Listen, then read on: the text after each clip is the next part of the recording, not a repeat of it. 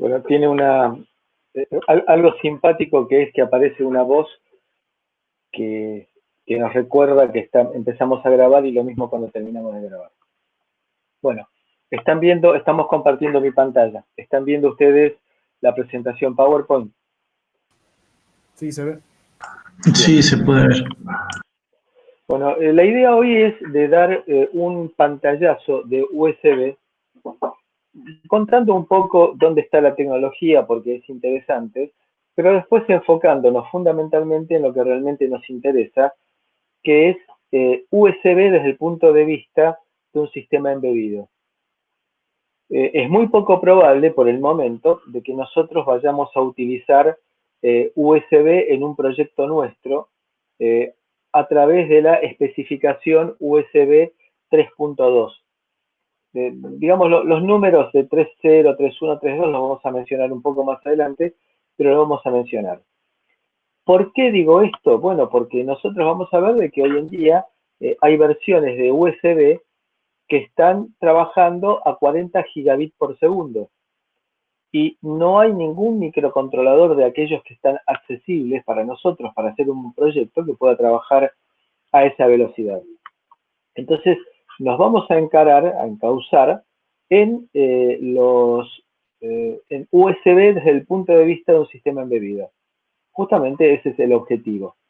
Entonces vamos a arrancar haciendo un poco de historia, vamos a ver algunos detalles de las novedades que tenemos al respecto, y luego vamos a hablar específicamente de cómo encarar un proyecto. Nosotros vamos a hacer una clase práctica la semana próxima, trabajando sobre la educía. Leandro, habíamos dicho nosotros que nos convenía trabajar sobre la educía porque sobre el kit que vos estás trabajando no tenemos experiencia y no es inmediato trasladar una experiencia sobre otro microcontrolador y sobre otra plataforma. Por ese motivo es que te ofrecemos coordinar y que tengas una placa EduCIA para que puedas trabajar en la parte práctica, y hay una que está en Villa Urquiza y hay otra que está aquí en Belgrano y están a tu disposición y coordinamos después y yo se la dejo al encargado del edificio para que puedas venir en horarios que él estén o Juan la tiene en la empresa que tiene mayor flexibilidad de horarios, así que está a tu disposición. Si querés hacer la parte práctica, por supuesto. Sí, sí, En Marcelo, tu caso, perfecto. Coordino con usted en estos días. Dale. De todas formas, veré si puedo replicar, así haciéndolo con la EduCIA, replicarlo con el otro microcontrolador. Está bien, pero hacerlo online para nosotros sería muy difícil poder ayudarte. Sí, sí, ok. No, Bien. eso lo haré por mi cuenta, digamos. ¿No? Sí, está bárbaro. Me parece excelente para mejorar el proceso de aprendizaje. Me parece bárbaro. Bueno, vamos a hablar un poco de USB entonces. Vamos a hacer un poco de historia. Entonces, USB es la abreviatura de Universal Serial Bus. Fue un acuerdo que tuvieron empresas realmente muy importantes en su momento, como por ejemplo Microsoft, IBM, Xerox en su momento, que era muy importante. Estamos hablando de unos 30 años atrás, y que decidieron crear, Intel también, y que decidieron crear un bus serie, porque hasta ese momento era un problema muy complejo. Fíjense que lo que es la evolución de la tecnología, acá hay empresas que probablemente ustedes no conozcan, como por ejemplo Compaq y como por ejemplo Digital.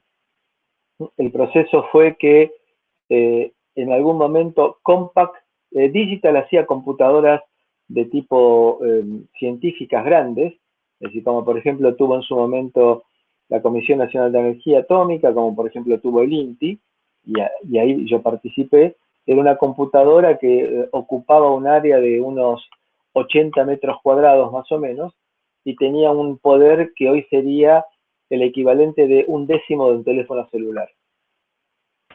Digital fue una compañía muy importante en su momento, fue comprada por Compaq y al tiempo Compaq fue comprada por Hewlett Packard. Crearon una especificación de un bus serie universal. Hasta ese momento, las computadoras tenían, bueno, aquí está el conector de red tradicional que hoy sigue existiendo.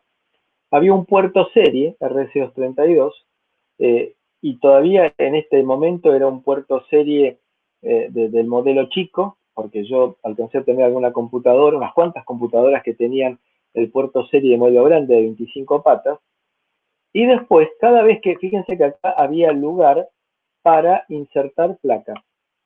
Placas, estas eran del bus, las que estoy... ¿Están viendo ustedes el cursor? Sí, se ve. ¿Ven el cursor? Sí, sí, sí. Bueno, estas eran ranuras del modelo, llamémoslo del modelo viejo, histórico, de la PC, de las primeras PCs, y este fue un modelo un poco más moderno, de menor tamaño y de mayor velocidad de transferencia. Entonces, este era el lugar en donde uno insertaba las placas que eventualmente hasta uno podía llegar a diseñar en esa época. Mis primeras experiencias como docente de una electiva de sistemas embebidos, el proyecto era hacer una placa que la que tenían que insertar en una PC. Estamos hablando de unos 25 años atrás. Bien, la historia fue que teníamos, esto era un puerto de impresora, un puerto paralelo, que era un puerto hembra, un puerto de 25 pines hembra, y que fue fue inventado para colocar una impresora, pero la necesidad de expandirse llevó a que hubiera mucha gente, e inclusive empresas, que lo utilizaran para comunicar la PC con un hardware diseñado por uno. Entonces uno podía colocar, por ejemplo, un programador de memorias conectado sobre este puerto paralelo. ¿Por qué? Porque estaba diseñado con las técnicas tradicionales de la lógica discreta que había en ese momento. Entonces, cuando apareció la PC en la década del 80, el puerto paralelo estaba constituido por un latch que me proveía un 74LS374, un octuple latch que me proveía los datos del puerto paralelo para la impresora, y tenía un 74LS244, si no me falla la memoria, que era un buffer para leer las líneas de estatus. Entonces, con esto manejaba el puerto paralelo pensado en la impresora, pero hubo mucha gente que se montó sobre eso y empezó a colocar sobre ese puerto paralelo, por ejemplo, lo que se llamaban dongles, que eran candados electrónicos. Es decir, yo diseñaba un software, compraba un dispositivo que era un dispositivo programable, que lo colocaba sobre el puerto paralelo y en mi programa, el que yo había diseñado, colocaba un tramo de programa que se encargaba de verificar de si estaba o no estaba ese candado electrónico que había puesto, y si no estaba conectado, el programa no funcionaba. Ese candado electrónico era hermafrodita, es decir, tenía macho y hembra, es decir, que era pasante, es decir, que podía llegar a colocar externamente también la impresora, es decir, que no bloqueaba el uso de la impresora, pero se intercalaba de manera de impedir el uso del software que yo había diseñado, y me daba una cierta garantía de seguridad. Era complejo porque también sobre esto después se montaron escáneres. Entonces uno, y lo que voy a decir es en serio, se armaban pilas de conectores que se colocaban sobre el puerto paralelo, que en algunos casos había que ponerle algo del lado de abajo, como por ejemplo una maderita, para que no se cayera por el peso que tenía. No había sido pensado para eso el puerto paralelo. Entonces se lo reutilizó de forma creativa, complicando la existencia. Entonces, era muy complicado porque tenía que arrancar en una secuencia, por ejemplo, y eso también me tocó vivirlo a mí, en que primero tenía que colocar el escáner, después, con la computadora encendida, conectar la impresora y secuencias por el estilo, que todas las mañanas era todo un artilugio, y si se bloqueaba la computadora, se estrellaba, dejaba de funcionar y había que resetear, había que repetir toda esa secuencia. Entonces, era muy complejo por ese motivo, porque se estaba reutilizando y reaprovechando un puerto que había sido creado solamente para colocar una impresora, pero que mucha gente creativa le dio otro uso. Después de esto, fue frustrante el tener que insertar un nuevo dispositivo, tanto para el puerto paralelo, como vimos recién, o para el puerto serie, que sucedía algo similar. Entonces tenía que, si yo quería colocarle un segundo puerto serie, tenía que abrir la computadora, poner la nueva placa, mover un conjunto de llavecitas para fijar la dirección que tenía dentro del mapa de entrada-salida de dispositivos, y también seleccionar con otra llavecita el número de interrupción al cual iba a tener acceso ese nuevo dispositivo, ya fuera puerto paralelo, un segundo puerto paralelo, un segundo puerto serie. Y así empezábamos con los conflictos de direcciones, cuando por ejemplo colocaba un módem que aparecía como un puerto serie, pero en esta aparecía como puerto 18, lo cual para el software que yo había seguramente utilizado anteriormente en la máquina, me aparecía como imposible de acceder. Tenía que hacer unas historias terribles de estar manipulando, entrando como administrador en la computadora y modificar y cambiar de lugar los puertos. De lugar significa de direcciones y de interrupciones los puertos, para no entrar con conflicto. Entonces, todo esto significa que cada vez que yo quería expandir o colocar algo nuevo en mi computadora, era todo un problema bastante serio.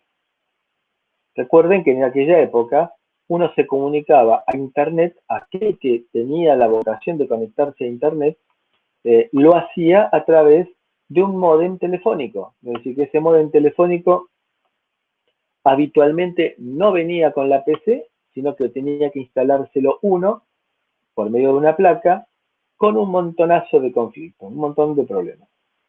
Entonces, en el año 96, esas empresas que vimos anteriormente crearon una especificación de un puerto serie universal que se llamó USB 1.0.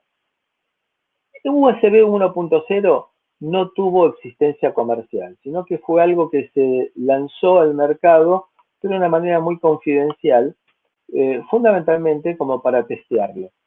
Entonces, era para fines muy simples, como por ejemplo teclados, ratones y ese tipo de cosas, nada exótico, nada complejo. Ese bus tenía una velocidad de transferencia de 12 megabits por segundo, es decir, en números redondos, 1 megabyte por segundo, para la velocidad alta, y tenía 1,5 megabits por segundo para baja velocidad, es decir, más o menos unos 120 kilobytes por segundo. Podía llegar a tener hasta 127 periféricos, que era una cifra bastante interesante. En el año 98, es decir, 2 años después, apareció la primera versión de USB que era con fines comerciales, es decir, de difusión masiva, que fue la que se llamó USB 1.1.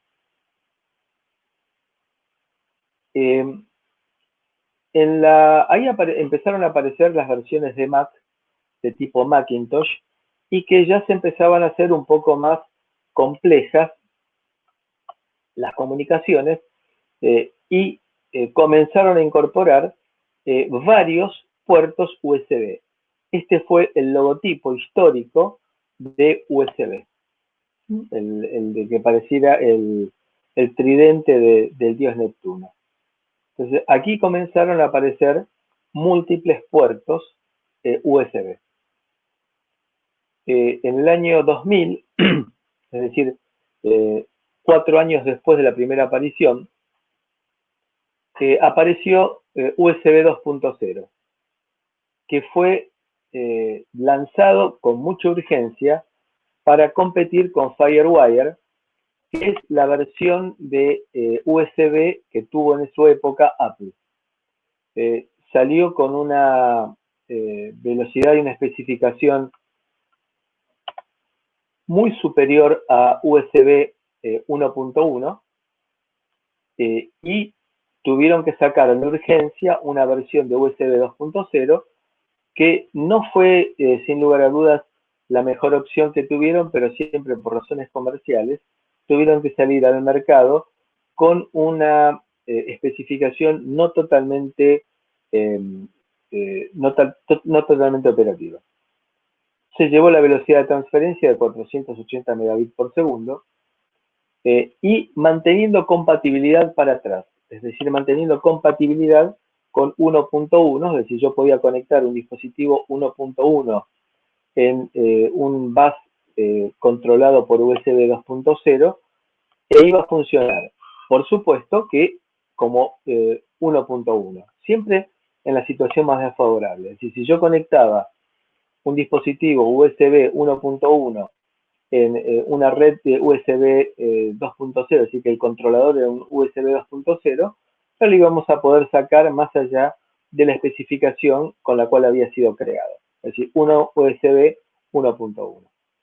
Al revés también, siempre la forma más desfavorable. Si yo tenía una estructura con, con una red basada en USB 1.1, coloco un dispositivo 2.0 y va a seguir trabajando de la peor forma posible, es decir, como USB 1.1.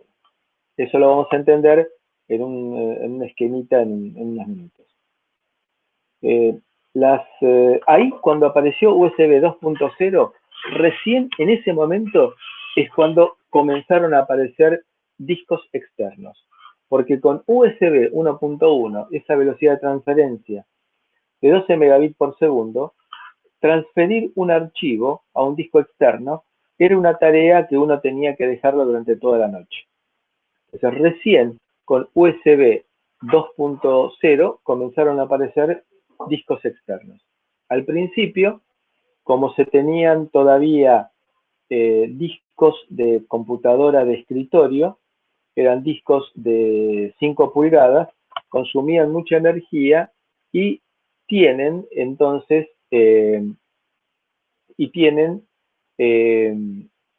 fuente de alimentación externa. Es decir, no se podían alimentar a través de USB. ¿Alguna pregunta hasta aquí? No, ninguna. Bien.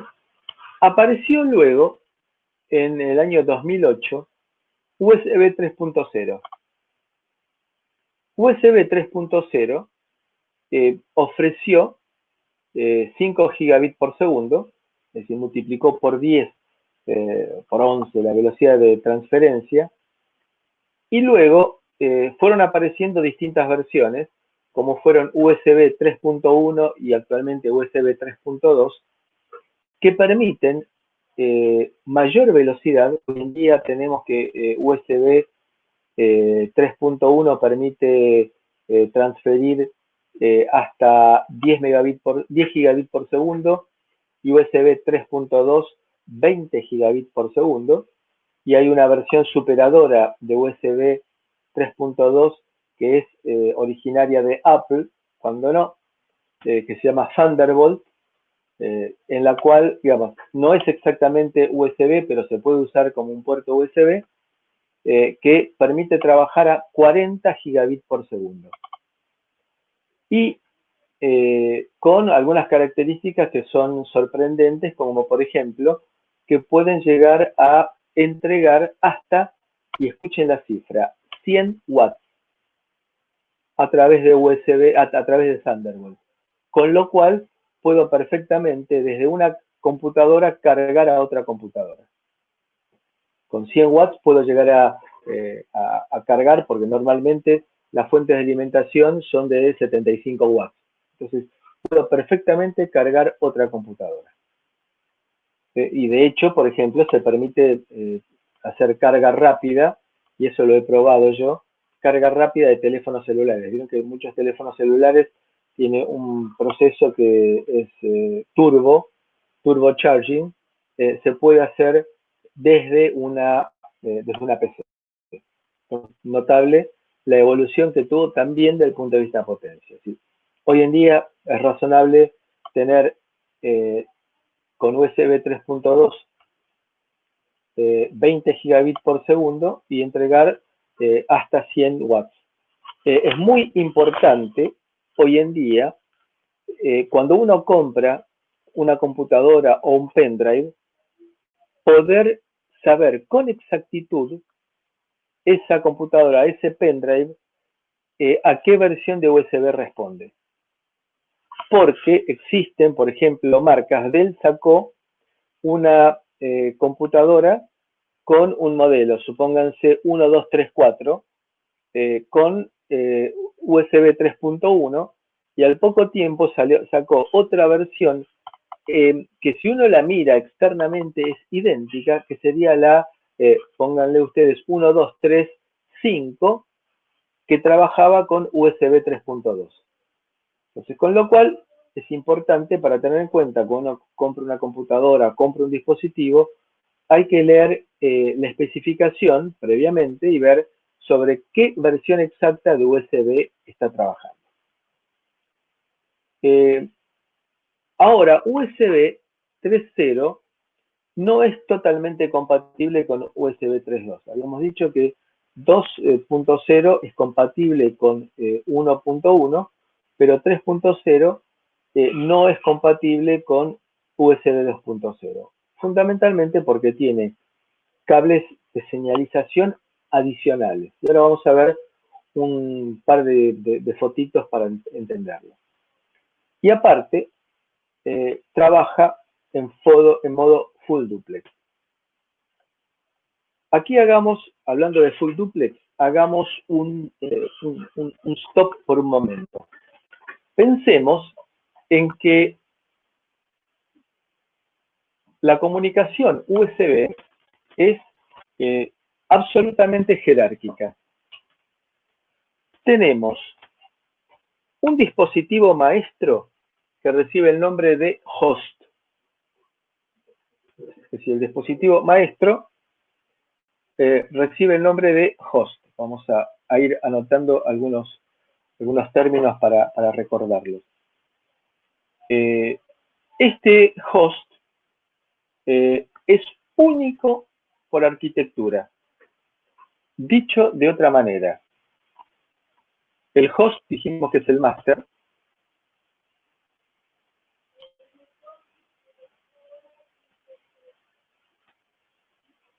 Entonces, recordemos,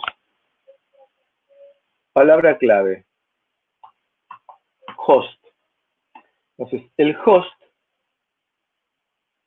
equivale al master en una comunicación de tipo master-slave.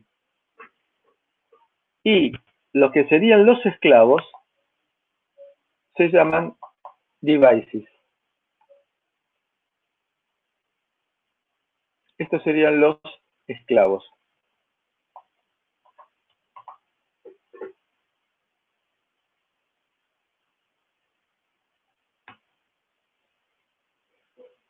En la arquitectura USB puede haber un solo master. Es decir, puede haber un solo host. Y después sí, la cantidad de esclavos que me permita la arquitectura, la configuración que yo quiero realizar. Con lo cual, estamos configurando una forma de trabajo que es irrevocable. ¿Puedo conectar más de un mouse? Sí, puedo conectar más de un mouse. ¿Puedo conectar más de un módem? Sí, puedo conectar más de un módem si lo quisiera. Lo que no puedo hacer es conectar dos hosts en una red de USB.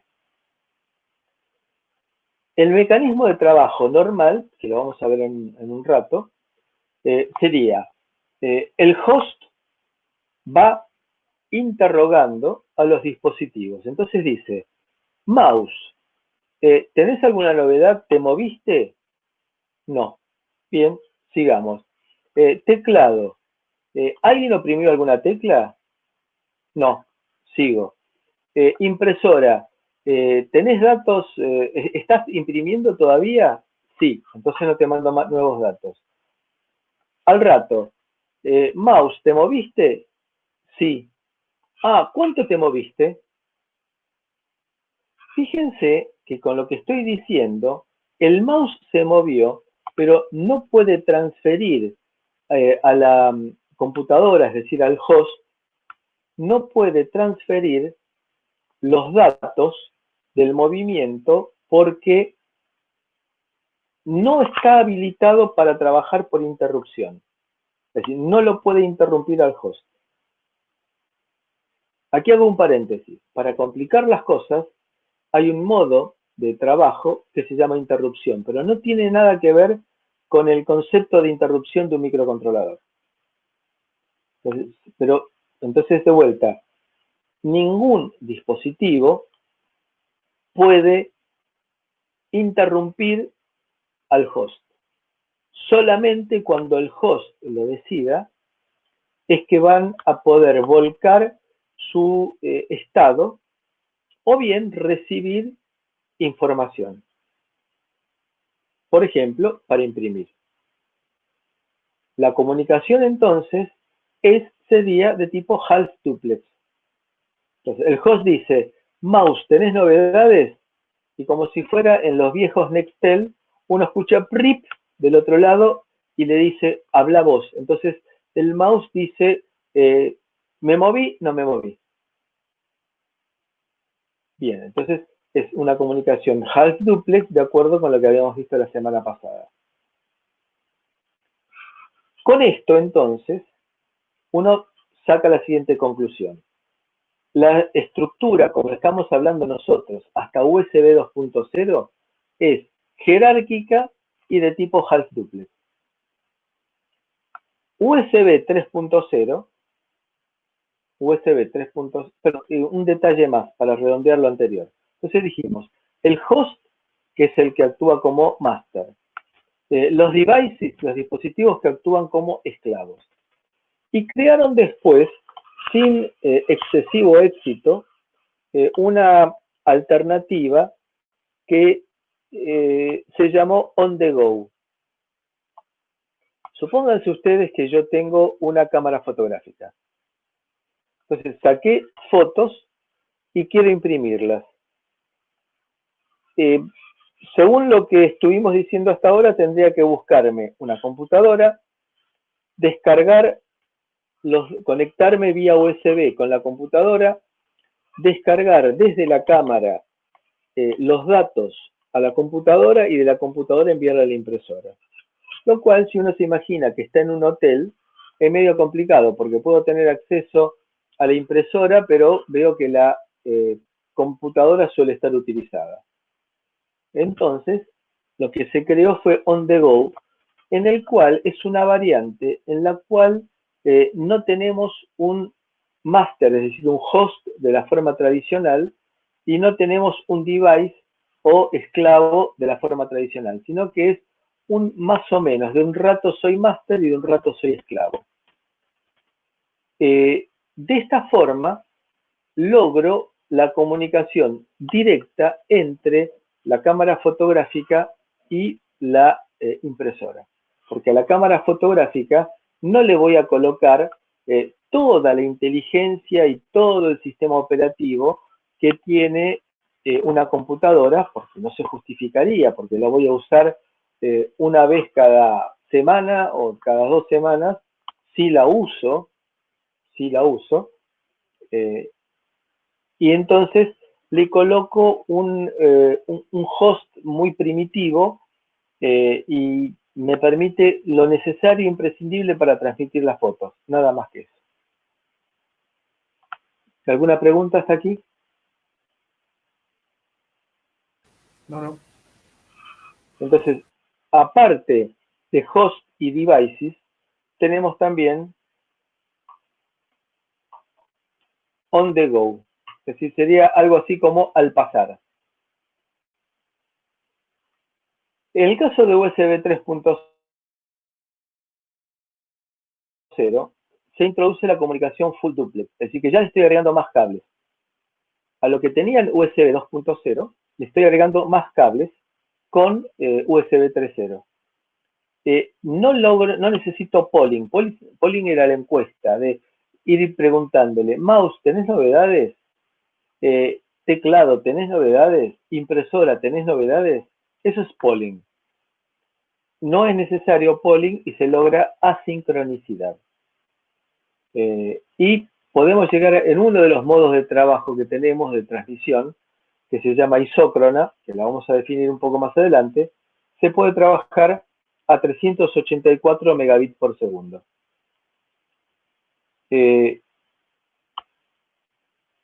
Por otro lado, también se incorporó con USB 3.0 un modo de detectar rápidamente la falta de actividad para pasar al modo bajo consumo, y de esa manera se puede extender la vida útil de las baterías, en el caso, por ejemplo, de algún dispositivo que esté trabajando con baterías conectado vía USB.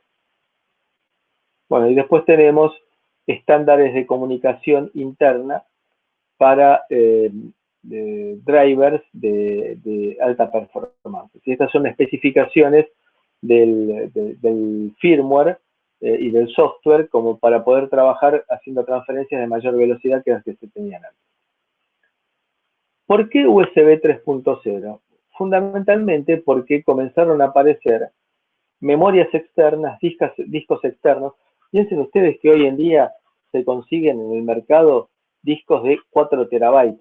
Ustedes se imaginan que transmitir 4 terabytes a una velocidad de 480 megabits por segundo, para llenar esos 4 terabytes puedo llegar a estar semanas.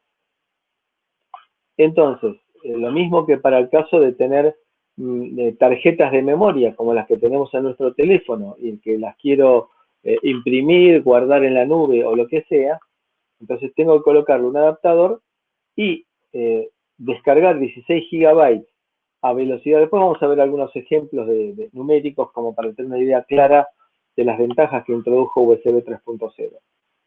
Pero fundamentalmente requiere mucho menos tiempo la transferencia de archivos, de discos, por ejemplo, de Blu-ray o de discos de DVDs, requiere muchísimo menos tiempo. Una película se transfiere en muchísimo menos tiempo.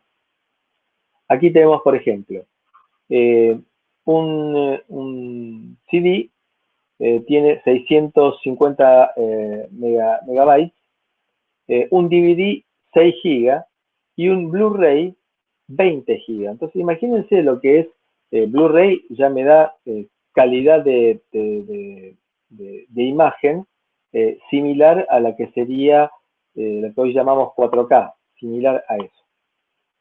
Entonces, transferir 20 GB me llevaría muchísimo tiempo. Entonces, ¿por qué? Bueno, USB 3.0, acá vemos la comparativa frente a otras normas. Fíjense la relación de performance con USB 2.0 y con FireWire, que paulatinamente lo fue abandonando Apple, fue un invento suyo y lo fue abandonando a medida que transcurrió el tiempo. Y es comparable con los discos de alta velocidad de SATA 3, pensándolo que no son discos de tipo magnético tradicional, sino que son discos con memoria de estado sólido. Entonces, eso es que la electrónica para pensar en USB 3.0 debe ser tan compleja como la electrónica que se necesita para SATA, Serial ATA significa, y que por ende es necesario imaginarnos una electrónica compleja y de alta potencia. Por otro lado, nos da mayor capacidad de energía. Un puerto USB 2.0 entrega 500 mA, de los cuales reserva 100 mA para el consumo de cada dispositivo y eventualmente pueden utilizar, derivándoselo a otros dispositivos, otros 100 mA más. Así que puedo llegar a colocar en un puerto USB 2.0 varios dispositivos que me compartan estos 500 mA. En el caso del USB 3.0 me entrega hasta 900 mA, permitiendo que cada dispositivo consuma 150 mA. ¿Puedo eventualmente sacarle 900 mA a un puerto USB 3.0 con un solo dispositivo? La respuesta es sí, pero está fuera de norma. Es decir, estar fuera de norma no significa que se vaya a quemar algo. Significa que al salir de norma no puedo conectar ningún otro dispositivo porque lo llevé al sistema a una situación alejada de los niveles normales de trabajo de un USB con múltiples dispositivos. Aquí tenemos la tablita comparativa. En USB 1.0 o 1.1, para transferir una canción, un cuadro, una imagen de 4 megabytes, una canción más o menos, esto es en MP3, me requiere 5,3 segundos. Fíjense que en USB 3.0, una centésima de segundo. Y vayámonos al otro extremo. Si yo quiero transferir un Blu-ray de 25 GB, necesitaría transfiriendo en USB 1.0 9,3 horas, mientras que me lleva poco más de un minuto en transferirlo en USB 3.0. Conclusión, las ventajas están bien visibles. Bien, entonces estamos hablando de USB 3.0 y dijimos que hay versiones de USB 3 que son la 3.1 y 3.2 que son variantes de esa versión 3.0 y cuya principal característica es el aumento de la velocidad de transferencia. Recién a partir de Windows 7 y de Ubuntu 10.4 es que aparecieron las posibilidades de insertar dispositivos USB 3.0.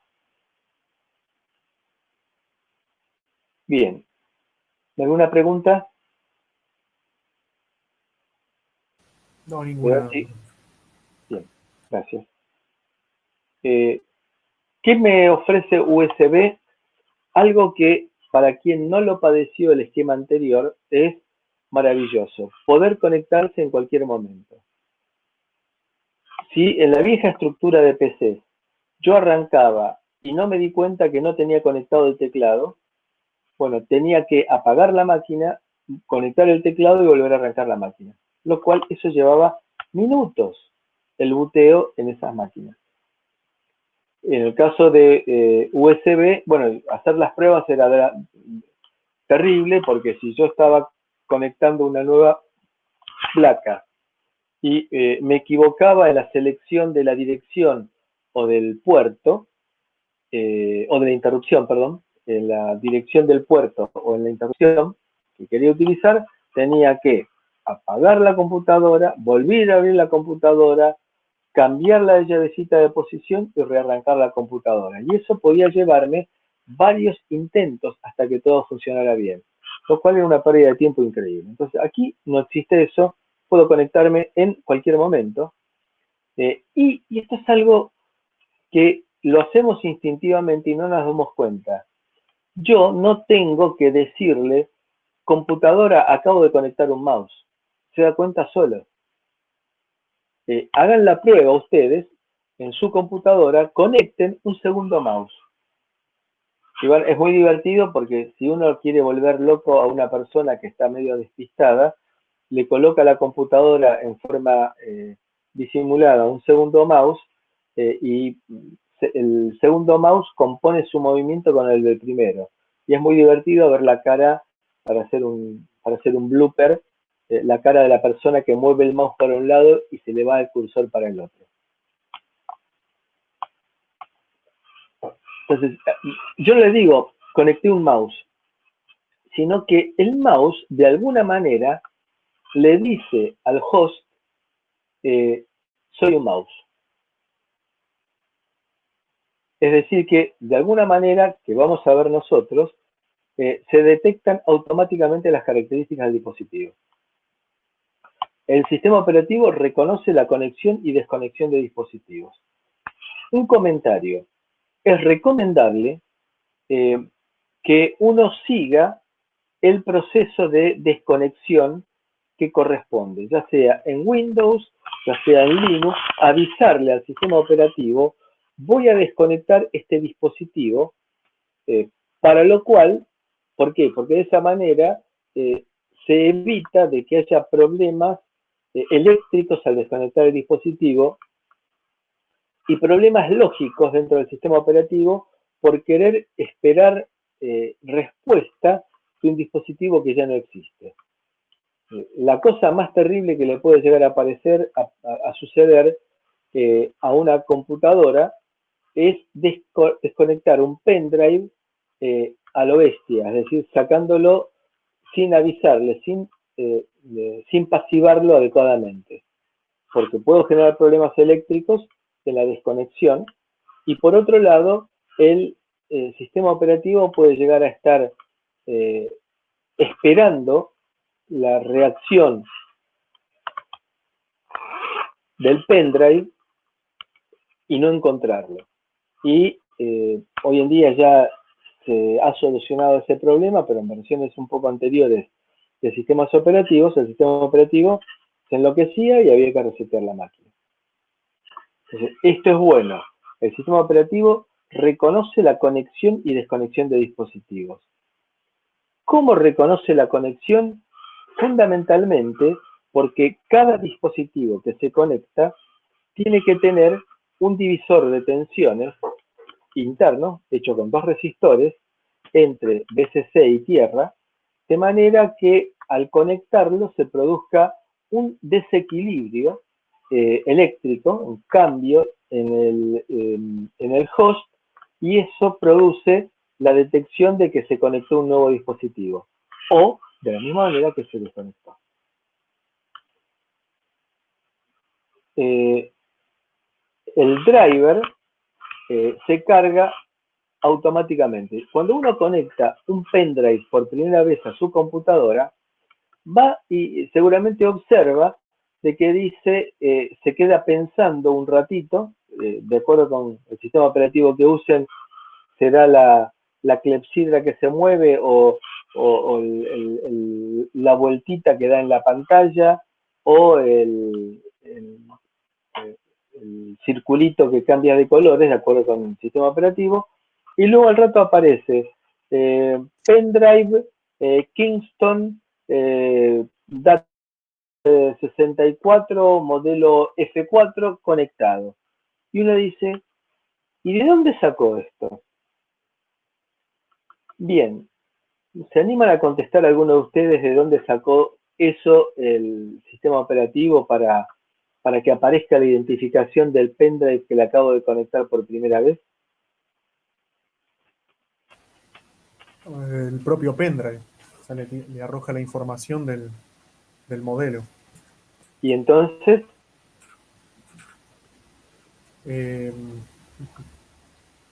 no sé si tenga almacenado si el driver tenga almacenado, digamos, el programita para el controlador para que se detecte después. es que exactamente, ahí está bien, Leandro, ese es el punto. El sistema operativo es tan grande, no solamente por todas las líneas de código que tiene, sino porque tiene instalados una enorme cantidad de drivers de manejo de un montonazo de dispositivos. Por ejemplo, cuando estamos actualizando, cuando nos aparece tanto Windows como Mac o como Linux también, que está actualizándose es porque en una de esas solamente está agregando, por supuesto que aparte de corregir algunos errores que puede llegar a tener alguna falla que se le encontró en el uso al sistema operativo, también puede suceder que esté cargando nuevos drivers. De esta manera, con la carga de nuevos drivers, me actualizo y llego a conectar un pendrive nuevito y ya me aparece el cartelito. Al conectarse, empiezan a dialogar con un proceso que se llama enumeración y que lo vamos a describir con una animación. El diálogo entre el host y el nuevo dispositivo pendrive es: hola, ¿quién sos? Soy el pendrive Data Traveler 64 1TF. Ah, bueno, espera. Y entonces va y se fija en la base de datos de driver. Ah, dice, acá tengo el del pendrive este, lo descargué antes de ayer porque es nuevito. Entonces carga el device driver y a partir de ahí ese device driver ya quedó instalado en Windows o en Mac o en Linux y no me va a pedir nunca más la identificación, ya le resulta conocido.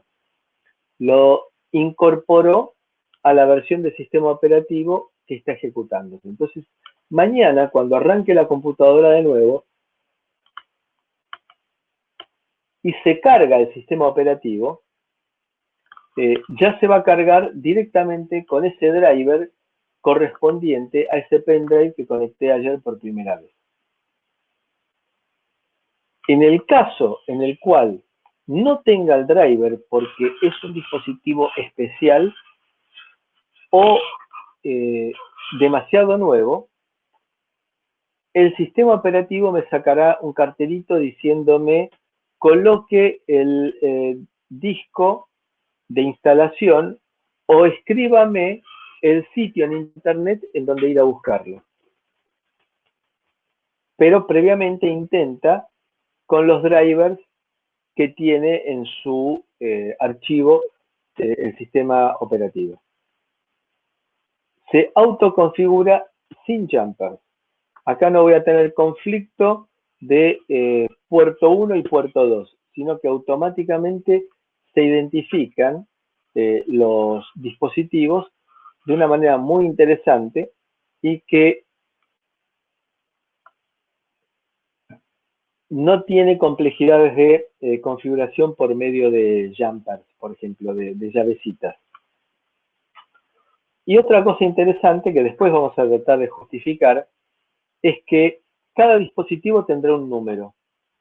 Un número que se da en el momento en que se arranca la computadora o en el momento en el cual se instala el nuevo dispositivo. Entonces, el mouse puede ser hoy el dispositivo 5 y mañana puede ser el dispositivo 8 y pasado el dispositivo 3. No hay obligación de que cada dispositivo tenga un número único, sino que va a ir cambiando cada vez que se arranca la computadora. Y después vamos a tratar de entender por qué es eso.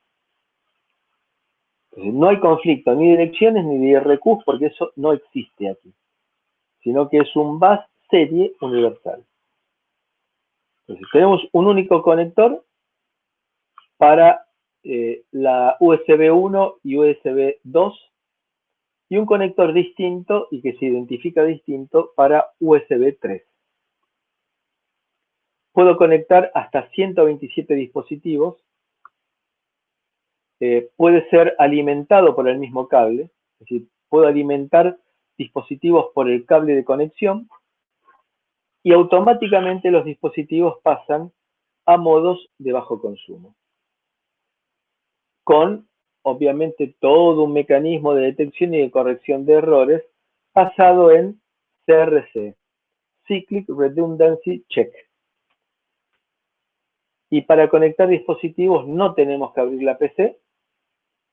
Y tengo esta estructura. Acá tengo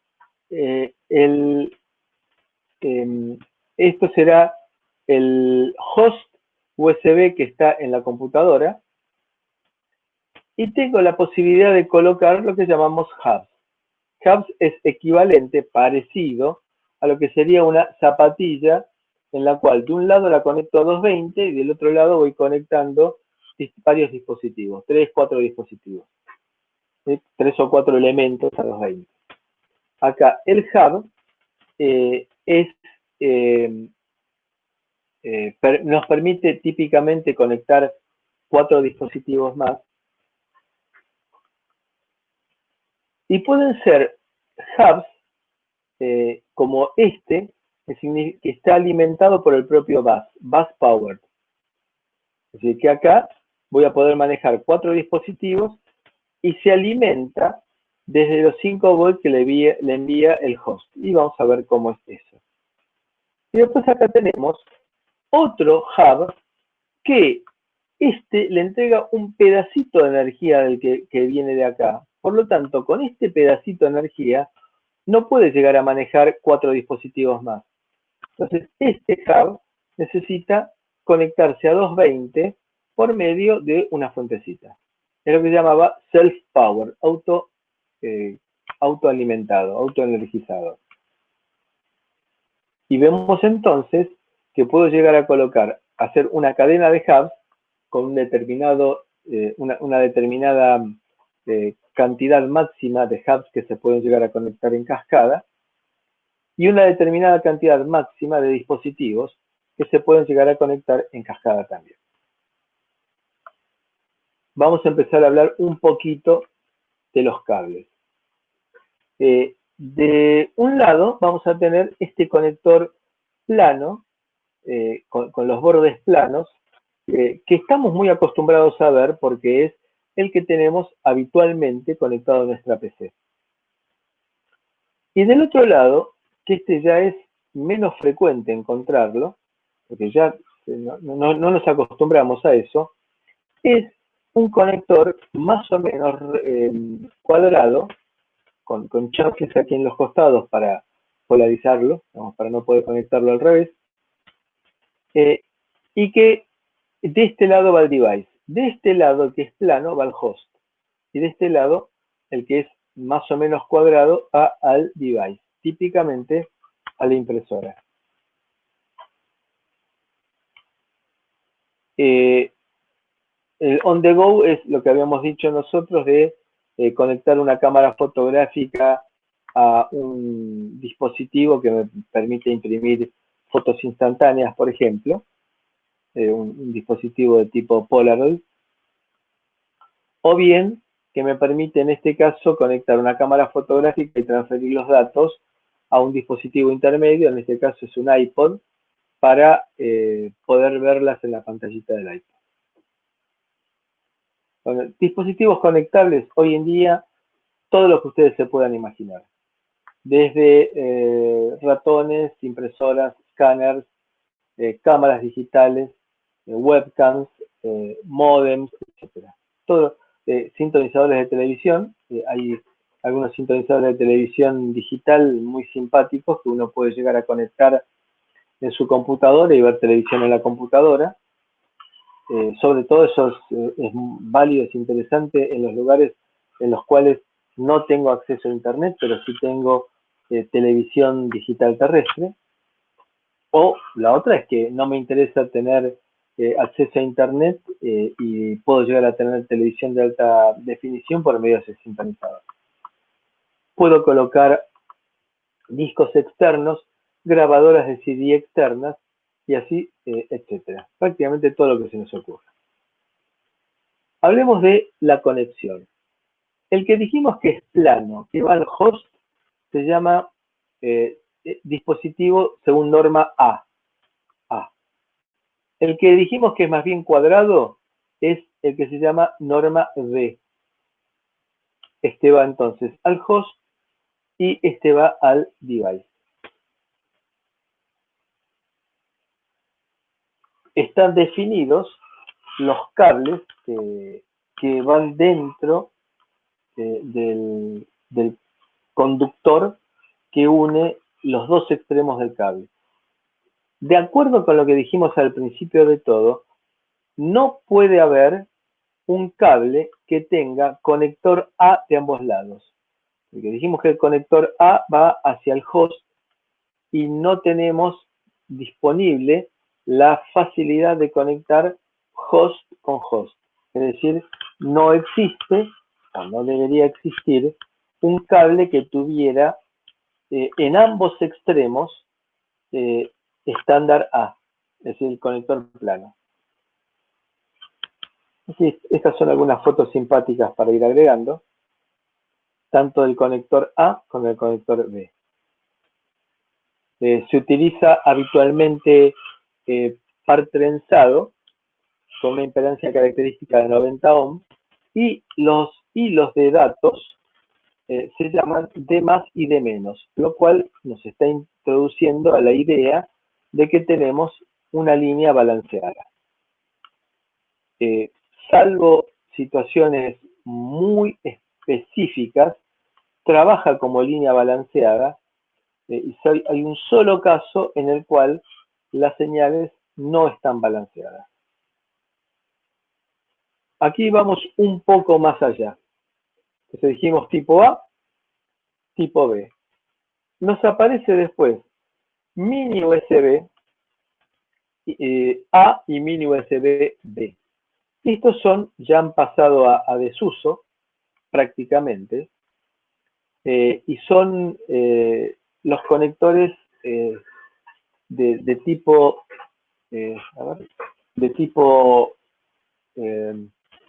más bien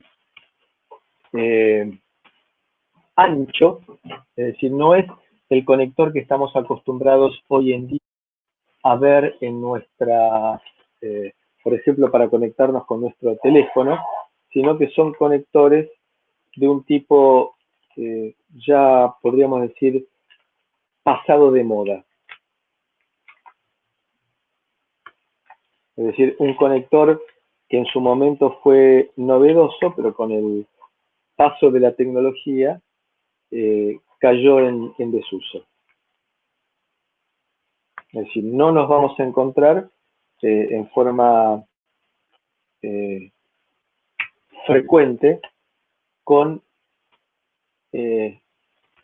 mini USB justamente por el hecho de haber caído en desuso tecnológicamente. Les voy a mostrar ahora lo que estoy diciendo, para quien no lo haya visto, el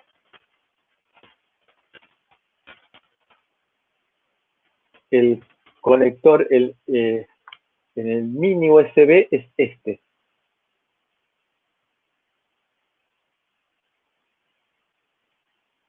¿Lo pueden alcanzar a ver bien? Sí, se alcanza a ver. Este es el mini USB, mientras que el micro USB es este otro.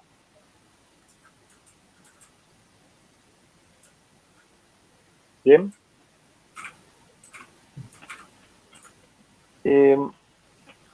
Y luego, entonces aquí estuvimos hablando del mini USB que se utilizó fundamentalmente con algunos teléfonos celulares y con algunos dispositivos electrónicos como cámaras fotográficas y fueron desplazados por el micro USB tipo A y tipo B.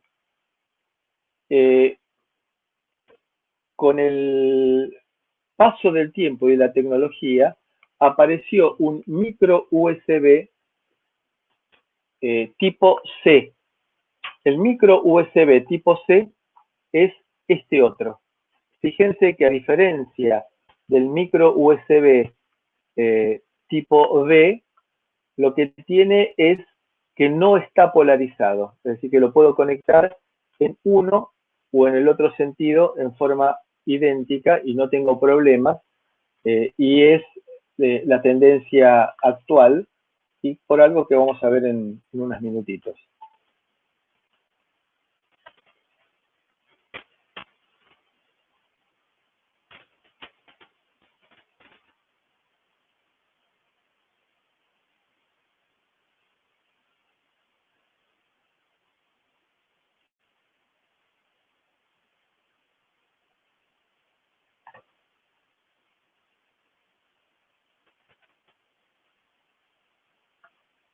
Bien. Y aquí ahora tenemos la aparición de USB 3. USB 3 viene en dos formatos posibles. Un formato que es este, que es el que suele estar en las PCs. Como característica, se identifica USB 3 por el plástico de color azul. Y acá lo que vemos es que nos aparece una parte adicional que es esto que vemos acá, como si fuera un segundo piso. Este sería el conector de 4 pines tradicional de USB 2.0, en el cual tenemos en los extremos tenemos unos pines más largos que corresponden a alimentación y tierra, y estos dos centrales son los que corresponden a datos.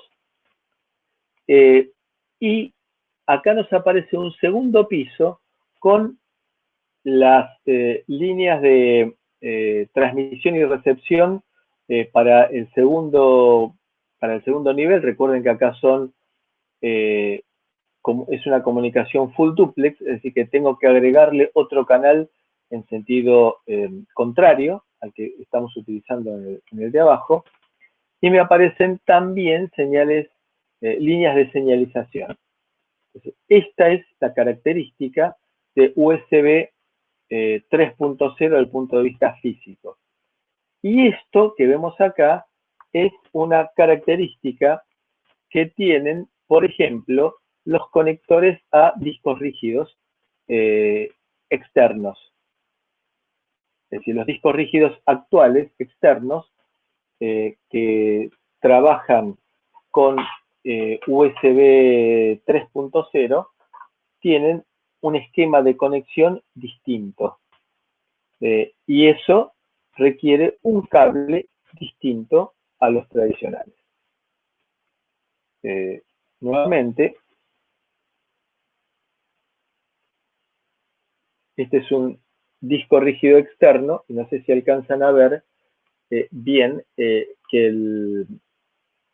el conector es más largo si tiene dos partes más precisamente. Si lo alcanzan a ver eso, que tiene dos partes el conector. Sí, sí, se llega. Sí, discúlpenme, pero en este momento estoy a ciegas yo por no tener el... si coloco la cámara, pierdo la imagen y viceversa. Entonces, ahí se ve bastante bien, ¿sí? Que tiene dos partes bien definidas el conector USB 3.0.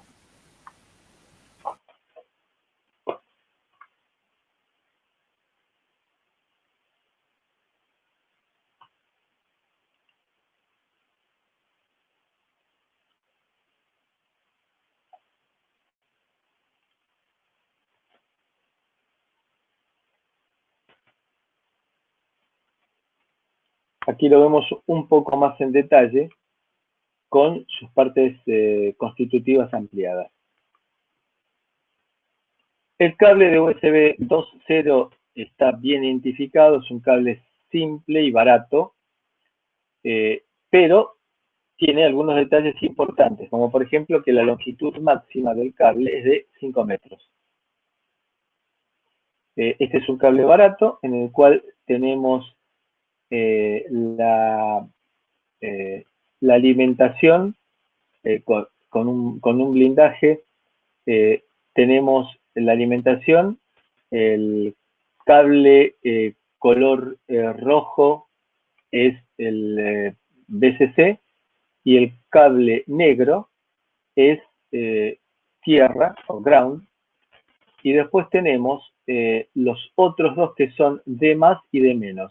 D+ es el cable verde y D- es el cable blanco. Esto es estándar, barato, 20 AWG, con blindaje interno de aluminio, no tiene ninguna característica especial. Es muy fácil, muy barato, pero con longitud máxima de 5 metros. El cable USB 3.0, fíjense que ya es bastante más complicado. El cable USB 3.0 tiene mayor cantidad de conductores y aparte que están agrupados de forma distinta, en el sentido que son, aquí tenemos un grupito enroscado y acá tenemos otro grupito enroscado también. Nuevamente, con blindaje.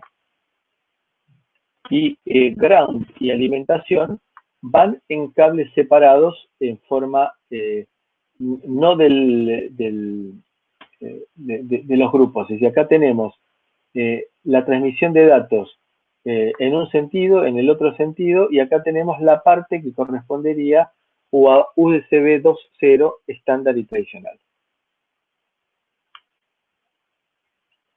USB 3 para las computadoras viejas admite una placa en la cual se conecta sobre el bus interno de la PC. Y acá lo que vemos es en una PC que tiene, una PC tradicional, actual, que tiene dos puertos USB 2.0 y los que aparecen con el plástico azul son los de USB 3.0. 3.0 no reemplaza 2.0, es bidireccional y asincrónica porque los dispositivos no tienen que esperar la encuesta del host, con una capacidad de corriente bastante mayor y permite hacer transferencias por ráfagas, es decir, transmite un montonazo ahora, espera un rato, transmite un montonazo después, espera un rato, transmite un montonazo después. Cables, bueno, el cable que ya ustedes conocen, nada novedoso, pero esto sí es interesante. USB 1.1 me permite una longitud máxima de 3 metros, USB 2.0 una longitud máxima de 5 metros, mientras que USB 3.0 no especifica la longitud del cable, pero suponiendo que se elige un cable que tenga el paso, el AWG22, se recomienda, no es taxativo como en este caso, que no supere los 3 metros. Entonces, ¿cuándo se justifica usar USB? Bueno, cuando tengo que leer un disco externo o cuando tengo que transferir una gran cantidad de datos. Entonces, ¿cuándo voy a necesitar yo, como ahora, pensándolo desde el punto de vista de la conectividad de un sistema embebido, colocar un puerto USB en mi diseño? A ver, ¿qué se les ocurre?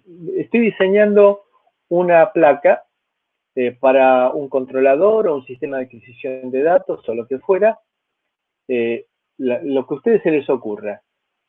¿Para qué voy a usar yo USB? Dejemos de lado que tengo un pendrive, dejemos de lado que tengo un mouse, dejemos de lado que tengo un teclado en mi computadora.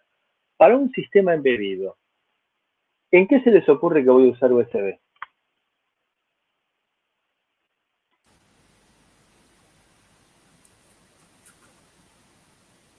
Así conectado directamente a la PC, Marcelo, digamos desde la placa. Por ejemplo, es una pregunta abierta, que no tiene una respuesta única. Si pudiera comunicarme por USB, tal vez con algún modulito Bluetooth o algún modulito Wi-Fi. No, porque vos fíjate que tendrías que tener un sistema operativo que pudiera reconocer a ese módulo. Entonces, cuando yo voy a conectar un módulo USB, un módulo Wi-Fi o un módulo Bluetooth, seguramente que lo voy a hacer en algún formato serie. Porque mi microcontrolador seguro tiene una UART incluida. Ah, está bien. Si no, yo siempre le voy a escapar a conectar desde mi microcontrolador a algún dispositivo externo, como por ejemplo una cámara de video, voy a evitar conectarle uno que sea USB porque si no voy a tener que ponerme a escribir un driver para esa cámara USB. Claro, sí. ¿Estamos de acuerdo en esto todos? Sí, sí. Ahora, O yo sea, pongo un ejemplo. Ah, sí, perdón, adelante. o sea, si se me ocurriese tener, digamos, un puerto USB, digamos, en mi sistema embebido, Al tendría que revés, tener al revés. ¿En qué problema mm, voy a necesitar colocarle un puerto USB a mi sistema embebido? ¿En qué situación? ¿En qué solución? en caso de que yo quiera transferir gran cantidad de datos, si tengo muchos sensores, muchos periféricos que estén, sensores de temperatura, sensores de presión y demás, y esté queriendo generar un reporte de todo eso, tal vez ocupe mucho lugar y quiera transferirlo a la PC. En ese caso, lo único que se me ocurre es en eso, no sé si habrá otra. Bien, está bien, pero por ejemplo, podría darse el caso que todo ese paquete de datos que vos me estás diciendo que estás recibiendo, los quieras guardar en un pendrive. Ujú. Claro. Porque no tenés, pensemos, un pendrive de 8 gigas sale 2,50 pesos hoy en día. Sí. Pero si yo quiero colocarle una memoria flash de 8 gigas a mi microcontrolador, me cuesta un disparate. Ujú.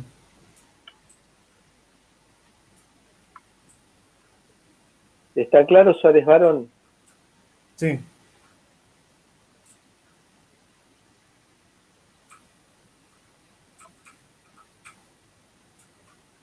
Juan Carlos, ¿está claro? Sí, sí, sí, está claro. Bien. Entonces, ese sería un caso. Otro caso, por ejemplo, tengo un lector de, eh, de estado de los medidores de energía eléctrica. Ya no se acostumbra más a que vaya una persona con una planilla y vaya llenándolo a mano, cosa que era lo que pasaba cuando yo era chico. Hoy en día lo que sucede es que va una persona teniendo en la mano algo parecido a un postnet que tiene un teclado y un display. Entonces ya sabe que al lado del medidor 1, 2, 3, 4, 5, 6 está el medidor, porque ya lo sabe por la ubicación física de los medidores que tiene la empresa, está el medidor 67890. Entonces le presenta al que está levantando los datos el número del medidor, de dónde tiene que estar. Entonces ingresa el estado del medidor. Se va al de al lado para evitar que hubiera errores de transposición de cifras y le dice el medidor 67890 y coloca el estado del medidor. Cuando terminó el día y va a la central, o a fin de semana, cuando va a la central, lo que hace es todos esos datos los descarga a una PC por medio de un cable USB.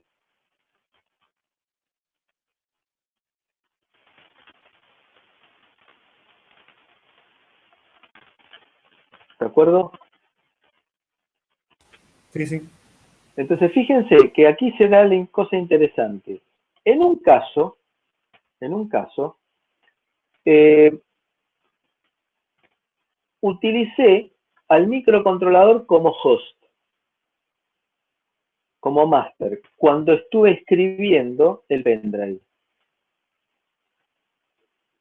Y en el otro caso, estuve utilizando al microcontrolador como device o esclavo, que fue cuando al terminar la jornada me conecté a una PC que actúa como host y descarga por medio de un software los datos que yo tenía almacenados. Con lo cual sería bueno que mi microcontrolador me permitiera, programándolo, que trabaje como host o como device. Y eso lo tenemos nosotros en la mayor parte de los microcontroladores de uso cotidiano. ¿Quiénes están trabajando con USB? Trabajando en la normalización de USB. Y acá vemos a los que arrancaron: Hewlett Packard, que heredó a Compaq y a Digital, Intel, Microsoft, NEC, Ericsson, Texas. Y luego viene, por ejemplo, aquí tenemos a Atmel varias empresas también conocidas por nosotros, como por ejemplo Fujitsu, LG, Fairchild, Lexmark para la parte de impresoras, y montones de empresas de esas características. ¿Alguna pregunta más? No, no, ninguna. Bien, ¿qué les parece si nos tomamos unos 15 minutos y nos tomamos un café y retomamos? Bien. Sí. Bien. Entonces, nos vemos en unos 15 minutos. Sí, perfecto. Marce, hago una salvedad muy rapidita. Sí. Chicos, como bien, digamos, ahí Marcelo les mencionaba y les mostraba los logos de las empresas que trabajan en el consorcio, digamos, de conectividad USB 2.0, que es el estándar con el que nosotros vamos a trabajar y vamos a hacer una implementación en la clase que viene con Educia. Ustedes tienen que tener en cuenta que si ustedes quisieran desarrollar una aplicación propia bajo USB 2.0, y quisieran tener su propio, digamos, Product ID y Vendor ID, en realidad el Product ID lo podrían definir, pero si quisieran tener su propio Vendor ID, es decir, su número de identificación dentro del estándar USB, ustedes deberían pagar un canon al consorcio USB para que puntualmente puedan trabajar y puedan fabricar sus chips con esos números de ID particulares. No es que ustedes pueden desarrollar USB sin pagar nada absolutamente, y en tal caso, si ustedes quisieran desarrollar con algún producto, por ejemplo, de NXP, es decir, si ustedes desarrollasen una aplicación con el LPC 4337, que forma parte de la Educia, en este caso NXP nos permite trabajar con su Vendor ID. Estaríamos utilizando el Vendor ID de NXP, pero no sería un Vendor ID propio. ¿Bien? Tenemos que tener en cuenta eso. Es básicamente como la MAC address de una placa Ethernet. No podemos poner cualquier número a gusto y piacere, sino que hay que respetar lo que se nos provee, en este caso, lo que proveería el consorcio de USB.